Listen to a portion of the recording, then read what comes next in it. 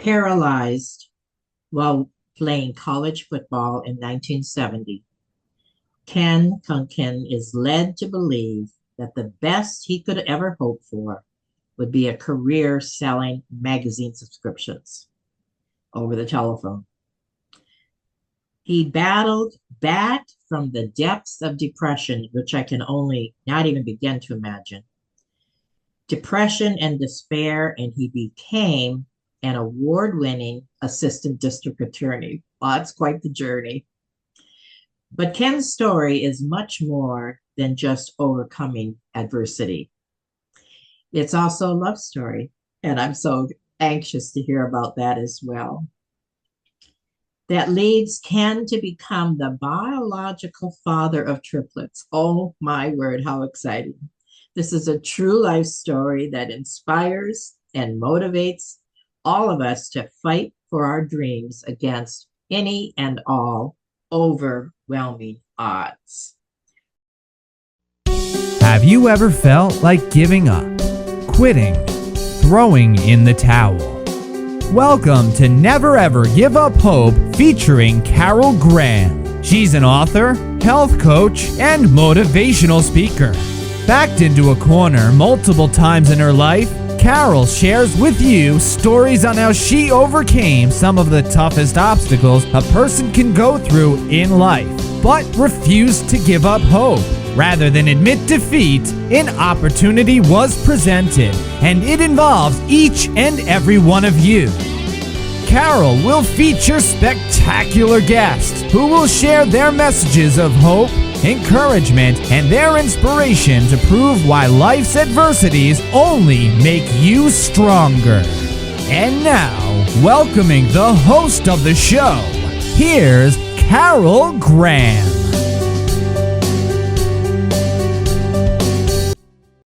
Welcome, Ken. Thank you, Carol. I appreciate you having me as your guest. Well, your story, as I read it, I was just getting more and more excited and inspired, as I'm sure it will inspire my audience. This show is entitled, of course, Never Ever Give Up Hope. And the people that I have on the show, which is now over 600 guests I have had, they all tell phenomenal stories that make the human spirit rejoice. And I know that you will do that for my audience as well. So let us start with what you remember about that day in 1970. I think I remember every little bit of that day. Really?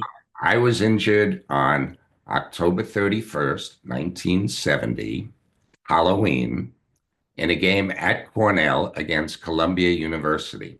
I was playing on the lightweight football team, and we had just scored a touchdown in the first quarter. And now we were kicking off to Columbia, and I was in on that play, excuse me, on the kickoff squad. I ran down the field, and when I tackled the ball carrier, I hit him by lunging at him with my head making the initial contact first. And as soon as I tackled the ball carrier, I felt a stinging numbness shoot through my body. Wow. It was like an electric shock as well. And suddenly I lost all movement and all feeling below my neck. So I was lying on the football field, and no one seemed to know that I was hurt at the time. The teams were changing sides. The kickoff team was leaving the field, and our defensive team was coming on the field. And people were yelling, great tackle, Kunk, which was my nickname, Kunk. And they didn't even know that I was hurt. So I had to call out to them saying, I can't move.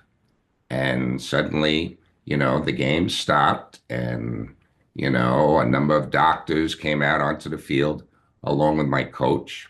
Right. And asked me where it hurt and what the problem was. And at the time, I was not in a great deal of pain. I just kept feeling this electric shock shooting through my body and this stinging numbness that I mentioned before. But you So could still move? yeah, I couldn't move, but I could talk. Okay. I was conscious, but I couldn't move at all at that point. I was lying in the fetal position. and they called for the stretcher and put it under me. And what I recall is when they lifted me up, it felt like I had been decapitated and they were just carrying my head off the field. Oh, I had no feeling below my neck, and it just felt like my body was being left behind and they were carrying my head off the field. weird. They laid me down on the sidelines and waited for the ambulance to come.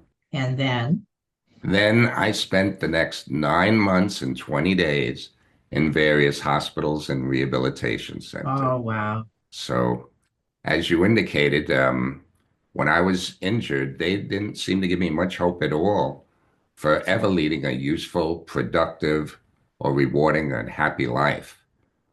It seemed like the best the medical personnel thought that I would ever be able to do would be to someday sell magazine subscriptions over the telephone. Now, at the time that I was injured, I was studying industrial engineering at one of the finest engineering schools in the country, Cornell University. And now I injured my neck and not my head. And suddenly it seemed like the best that the medical personnel thought I would ever be able to do would be to sell magazines. Right. Good point. How did that make you feel? Oh, I was depressed from the moment I was injured, but that really made it even worse. I Of mean, course. I couldn't believe in a split second how my life had turned and how suddenly everybody was treating me like I was a child, like I couldn't Huh. speak for myself, as if not only did I have a physical disability, but they were treating me as if I had an intellectual disability as Right. well. Right. People would come into my hospital room, turn and speak to the person next to me, and ask Oh, them my questions goodness. about me as if I couldn't even speak or answer Oh, their questions. what did that do to your ego? Oh, it crushed it. It was devastating. It was devastating. But I was very fortunate, Carol, that I had a very supportive group of family and friends that continuously were there for me and encouraged me that there was still a lot I could do with my life. And they encouraged me that because I still had my mental abilities, that I should go back to school and try and make the most of my intellectual ability. There was a vocational counselor at the Rusk Institute where I was doing my rehabilitation by the name of Joyce Mesh, and she encouraged me to return to college and continue with my studies. So, just 11 days after I was finally discharged from the rehab facility, I traveled more than 250 miles away from my home and family. And with the aid of a personal care attendant that I had met just once before, I returned to the Cornell campus in upstate Ithaca, New York, and I resumed my studies in industrial engineering. To fast forward just for a moment and then we'll continue back. Okay. Did you ever regain anything other than feeling in your head? I have a little bit of movement in my left arm now, but nothing in my fingers or my wrist. And on the right side of my body, I could just shrug my shoulder a bit. So I need help with all my activities of daily living. I cannot dress myself or roll over in bed or scratch an itch or wipe my nose. I need help doing virtually everything that involves any type of physical movement.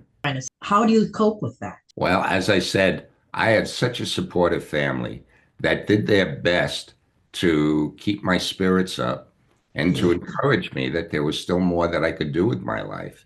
And it was frustrating because when I was in the hospital, I really didn't know much about my condition. The doctors and nurses seemed Mm, hesitant to tell me right. more about what I was experiencing. I thought it was just a broken neck, but I'm not trying to minimize that, but I didn't understand the ramifications of a spinal cord injury. Nobody had told me that the Mm. reason for my paralysis was because I severely injured my spinal cord. And that was the reason why I was not able to move. I realize that you did have support. Thank God for that. But was there any time or times when you just wanted to give up and quit? Months and months and months went by where I was feeling that way. But as I Really? indicated, my family was always there for me, and they kept encouraging me that there was still a lot I could do with my life. Here I was 20 years old, which they kept encouraging me is way too soon to give up on life. And Right. that they basically assured me they would act as my arms and legs if need be to allow me to continue and do what I wanted to do. So were you married at the time? No, no, I was just 20 years old, and here I had just started my junior year at Cornell University. And after you got out of the hospital, what did you do initially? Like, you said Okay. you returned to school, but was it like Yeah. immediate or? Well, I returned to school 11 days after I was discharged. Oh, Yeah, and boy, was it you know, a, an experience that I really hadn't fully anticipated. huh. Before my injury, I never noticed how many architectural barriers there were out there. Mm. In 1970, this was 20 years before the Americans with Disabilities Act took effect. Oh my So goodness. very few facilities were accessible to somebody in a wheelchair. Right. And Cornell had a particularly inaccessible campus. Cornell's located in upstate Ithaca, New York. So, it could be very cold and a lot of snow and rain. And it's also on a very hilly terrain. Oh, Uh, so each building had a lot of steps in front of them. And there was not one ramp or curb cut on the entire campus.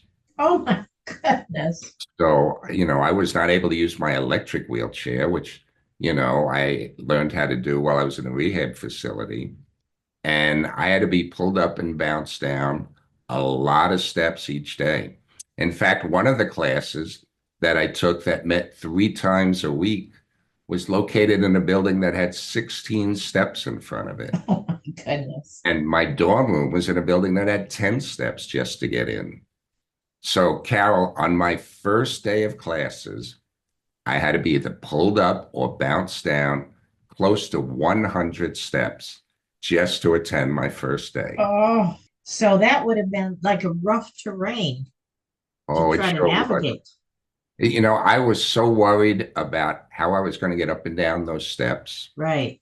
that I couldn't pay at all attention. I couldn't pay any attention to what the professors were lecturing about. Mm. And I wasn't able to take notes or write anything.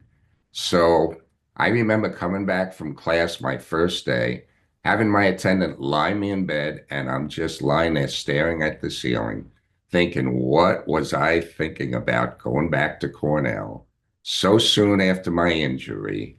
And back to Cornell, no less, at a particularly inaccessible campus with a very difficult curriculum and trying to make it work. And I still didn't know much about my condition. I was still trying to figure out exactly what it was that I couldn't do with my physical abilities. Right. How did your peers respond when you went back? They were great, which was really a big help to me because, most of my friends before my injury, I had a lot of good friends, but I basically dealt with them on the athletic field. I mean, all our Right. conversations basically surrounded sports and doing something physically active.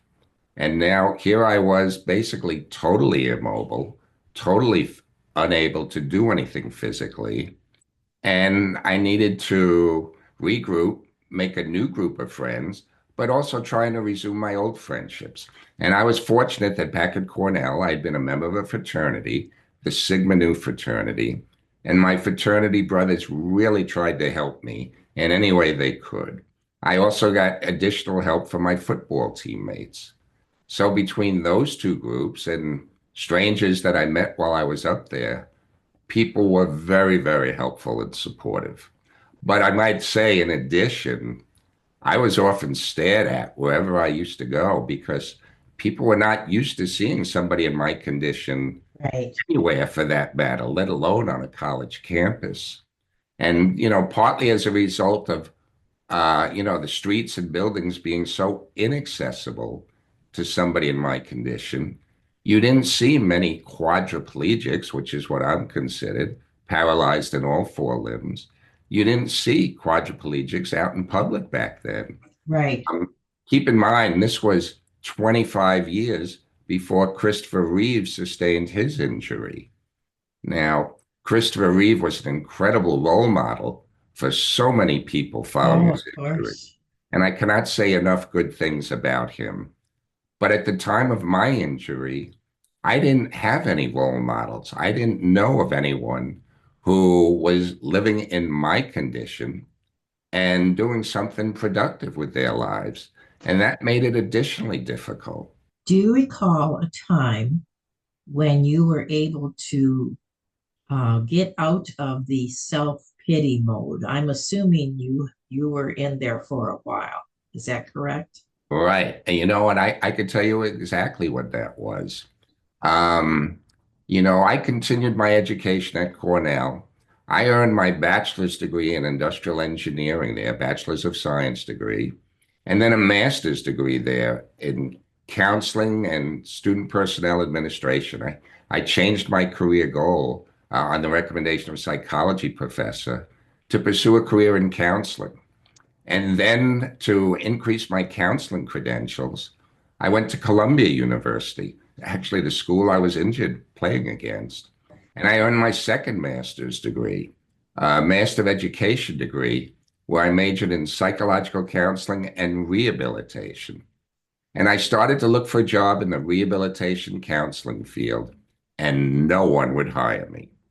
Here it was, I had 2 degrees from Cornell, one from Columbia, 3 prestigious Ivy League degrees, 2 master's degrees. Oh my goodness. In 1975, 1976, no one would hire me.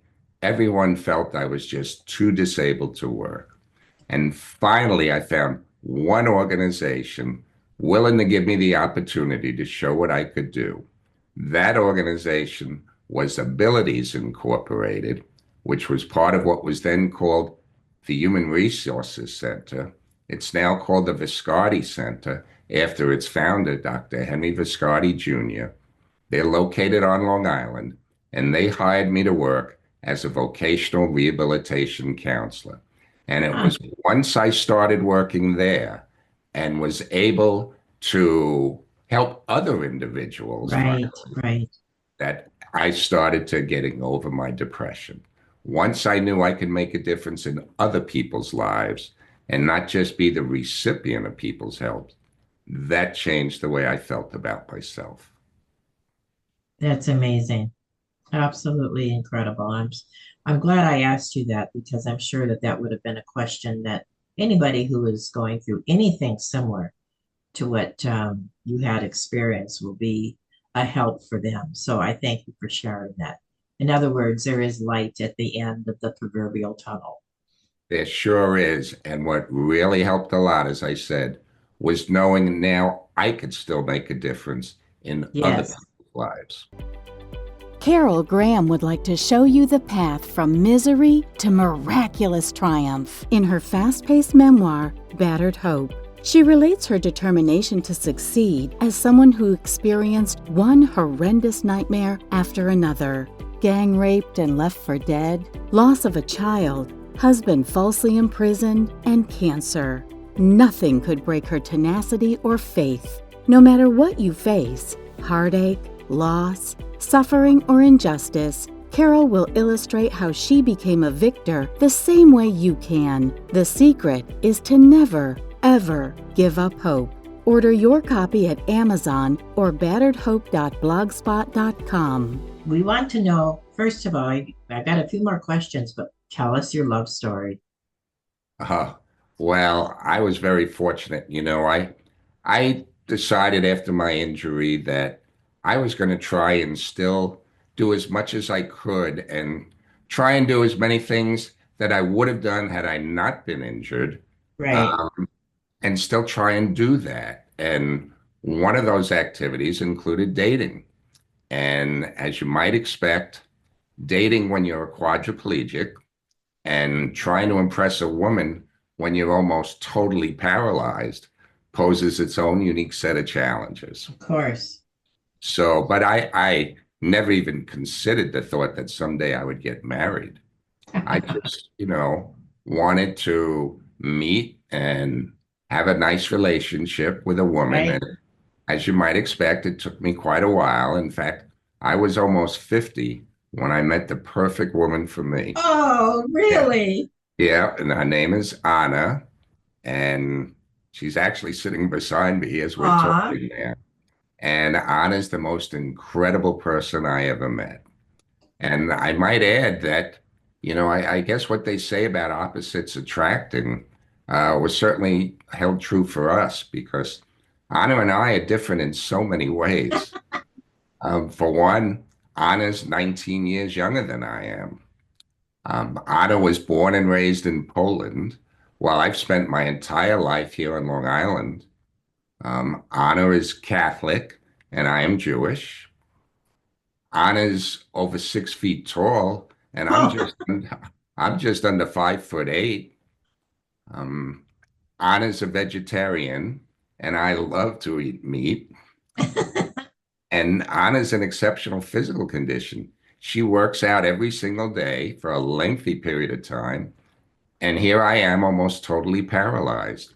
And yet, Carol, it just seemed like a match made in heaven. Aw. There was a certain magic, a certain chemistry between us that just cannot be put into words. And on June 14th, 2003, Anna and I were married.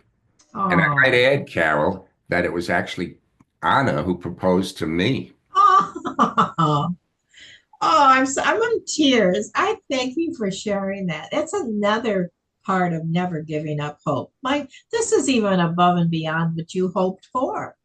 It sure is. And it continues to be every single day. I am just so lucky and fortunate to have her in my life. That's awesome. Um, I interviewed somebody quite a number of years ago who was a woman, and she was the same. She had an accident and was paralyzed from the neck down. And she was very funny. And she was talking about her dating relationships, when she was in this state, right? And Right. so she joined some kind of dating app, and she would always make sure that she was at the restaurant ahead of time and her wheelchair was not visible. And the guys would show up, for their date. And as soon as they realized that she was paralyzed, they became very rude and they left, Right. except for one, and that's the one she married. Uh, that's So great. I was like I said, it's been a long time since I interviewed him or her, but it just reminded me, that was such a good test too, which reminded me a little bit of what you just shared. They see beyond the disability to who you are. Right. Well, with respect to Anna, what I always used to do was put an ad in the newspaper to, be able to interview and hire my personal care attendants. And Okay. one day when I was looking for a weekend aide, I put an ad in the paper that Anna saw and responded. And she responded to the ad, even though she had never done this kind of work before. Huh. Anna, at the time, was visiting from Poland, and she came to the States to improve her English speaking skills. And she thought working for me would be a good opportunity to spend some time with somebody who would speak to her in English, all day long. And that's how we met. So Huh. Anna knew from the moment she met me what my physical condition was, Right. Right. what my limitations were, and it didn't bother her one bit. Now you became a nationally certified rehabilitation counselor. So tell us about that. Okay, well, once I started working at the Viscardi Center, they hired me to work as a vocational rehabilitation counselor for other individuals with physical disabilities. And as it turned out, I was more severely limited than all of the people I was counseling. But while I was counseling them, I took a 6-hour exam to become a federally certified rehabilitation counselor. And I had to show that I actually did work in the field, which of course I was working there for a period of time by then. And I even had a number of interns helping me out. And as a result, I was able to qualify to, obtain that certification to be a federally certified rehabilitation counselor. I can only And imagine how that made you feel. oh, it was absolutely great. And I loved the work I was doing there. It was such a good feeling to know that now I was making a difference in the lives of others. And it just picked me up every single day to, help me go to work with a smile on my face and know that I was doing something useful and productive. And it's a phenomenal place, the Viscardi Center. I cannot say enough good things about it. I encourage your listeners to Google the Henry Viscardi Center, which is located in Albertson, New York, to learn more about the work that we do there. Okay, thank you. And if you want to send me that link as well, we can put that on your notes in the Great. interview. So Okay, that would be great. sure. So from there, how did you get involved with a career in law? Well, there were two different reasons why I decided to pursue a career in law. One, I have an older brother named Stephen who's 2 years older than me, and he was working as a lawyer. At the time, I was working at the Viscardi Center. He was working as a public defender. And I used to go to court and watch him, try cases. And I thought that was something that looked really interesting. And I Huh. thought because I could still speak, I thought it was something that I could do. But in addition, my work at the Viscardi Center, my duties and responsibilities kept increasing and expanding. And one of my responsibilities were to talk before groups and organizations concerning affirmative action and non-discrimination for people with disabilities. Mm, I would often go and speak at conferences, and hmm. often after my talks, I would be asked questions. And while I would certainly do my best to answer those questions, I was always very careful to caution the questioners they should really consult with a lawyer about their concerns. And Hmm. the more I started to do that and think about it, I decided there's no reason why I couldn't become that lawyer. So in 1979, I decided to leave my job as the vocational counselor and pursue a career in law. And I left Hmm. to go to Hofstra University School of Law. That was still at a time then when disabled people were still struggling with negotiating, like you said, like stairs and everything else, right? Oh, So, it sure was. Let me tell you a little bit about that. Firstly, I didn't know of any trial attorneys that were quadriplegics at the time I mm, decided to work there. There may have been some, but I just was not aware of them. Certainly, there weren't any on Long Island. But I did an internship at the district attorney's office over the summer while I was in law school. And not only did I enjoy the experience, I found a new way that I could help people and serve the community as a whole. So at the beginning of my third year of law school, I applied for a full-time position there. And I was fortunate that Dennis Dillon, the district attorney at the time, placed his hiring decision on my abilities rather than my disability.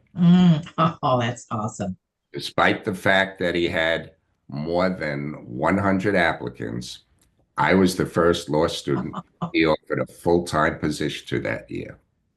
So let me go on in response to your question about uh, architectural barriers and facilities being accessible. I was able to complete law school in the standard 3 year time period. I passed the difficult New York State bar exam the first time that I took it. I began my employment Wow. participating and completing a very intensive 4 week training program where they taught us all aspects of trial techniques from a prosecutor's perspective. And I was so proud to go to court my first day, only to find I couldn't fit through the swinging doorways in the courtroom. Oh, They were too narrow to allow me to get through in my electric wheelchair. I couldn't believe it. Here I tried to anticipate every obstacle, every challenge I would encounter in my new career. Fitting through the swinging doorways in the courtroom was not one I ever considered was going to be a problem. huh. So what did you do? Well, it took a while, but they eventually widened every doorway that I needed in every courtroom in the complex to allow me to function there as an assistant district attorney. And I might add, Carol, that my first assignment happened to be in our traffic court bureau, which was located on the second floor of a neighboring building. Oh, I was promoted after just 3 days in traffic court because the elevator was broken and no one knew when it would be fixed. That's how I got my first promotion. oh, funny. Oh my goodness. What a story. Incredible. So now please share your book with us. Who should buy it? I'm assuming it's your story, but just give us an overview and who would benefit from it. I think just about everybody could benefit by reading it, whether it be somebody with a disability, a relative, or friend of somebody with a disability, somebody in the medical profession, somebody in education, or a potential employer, or a parent, a family person. I think it could benefit anybody who is looking for a feel-good story that will hopefully motivate, inspire others. And I might add that where I got the title of my book um, was when I started writing my book, while I was still a patient in the rehab facility, I was asked to testify before a United States Senate Health Subcommittee chaired by Senator Edward Kennedy. And 8 days after my testimony, Senator Kennedy sent me a glass paperweight in the mail that had an inscription on it that the senator said his late brother, Robert Kennedy, liked very much. And the words on that inscription have always been so meaningful to me. The inscription read, "Some men see things as they are and say why. I dream of things that never were and say why not." And that's where I got the title of my book, I Dream of Things That Never Were, the Ken Kunken story. Oh my goodness. How inspiring. Amazing. Would you say that quote again, please? Some men see things as they are. Some men see things as they are and say why. I dream of things that never were and say why not. Is there anything that you would like to share in addition that you have not shared already with the audience? Absolutely. The best part of my story, after I married my wife, Anna told me that she'd like to have my baby, and not just a baby, my baby. Oh, cool. She said she wanted to see a little Kunken running around our home. Now, I have to say, Cal, this seemed impossible. Of I had course. been paralyzed for more than 30 years at the time, and I was already in my 50s. But we looked into various options, including in vitro fertilization, and we're very excited to see it still may be possible for someone in my condition to father a Wow. child. So we pursued it, and through the grace of God, Anna became pregnant. And Wow. on January 24th, 2005, I was present in the delivery room. Think about this, Carol. I was present in the delivery room when my wife, Anna, gave birth to triplets. Oh, We have three beautiful sons, Joey, Jimmy, and Timmy, and I cannot begin to tell you how they've changed my life. no, of course. I am just thrilled to be their father. They're now 20 years old. They've just completed their sophomore year at three separate colleges in upstate New York. And one of them, James, is studying renewable energy at the State University of New York at Morrisville. My son, Timothy, is pursuing a dual major at the Newhouse School of Communications and the Maxwell School of Public Policy at Syracuse University. And my son Joseph is studying mechanical engineering at my alma mater, Cornell University. Well, you talk about a feel-good story. This is amazing to go from such devastation, heartbreak, trauma, and come out the other end, not just soar, not just getting out the other end, but soaring. And that's the way people have to look at you, as someone who is soaring above any opposition or any dilemma that the human could possibly be put through. You are the poster boy, and I'm sure you've been told that in a variety of ways. Well, thank you, Carol. But I have to add once again, I couldn't have done any of the things that I did without the tremendous help, encouragement, and support that I've received from my family and friends. And it's thanks Wonderful. to them that I've been able to do what I was able to accomplish. One last thought. I know you've said it already, but I'd like to reiterate it. A word of encouragement to those who are in the pits. Well, one, never lose hope. There's still a lot you can do if you set your mind to it. And through hard work, determination, and perseverance, you can accomplish almost anything you set your mind to. And lastly, I would just like to add that just because something has not been done before doesn't mean you cannot do it now. Wow. And again, maybe just one more thing. Helping others made an enormous difference in my life. And for everybody listening, if you have the opportunity to help somebody else achieve their goals and help them in their everyday life, please do whatever you can to make their lives better as well as your own. And it's reciprocal, isn't it? It sure is. Well, thank you again, Ken and Anna, for being on Never Ever Give Up Hope. Thank you. Thank you for listening to Never Ever Give Up Hope, featuring Carol Graham. Did you know that most people succeed because they are determined to? Quitting was never an option. Carol loves your comments and will respond to each one. So please subscribe and review this podcast. A rating of 5 stars would be outstanding and appreciated. Remember, if you are still here, there is always hope.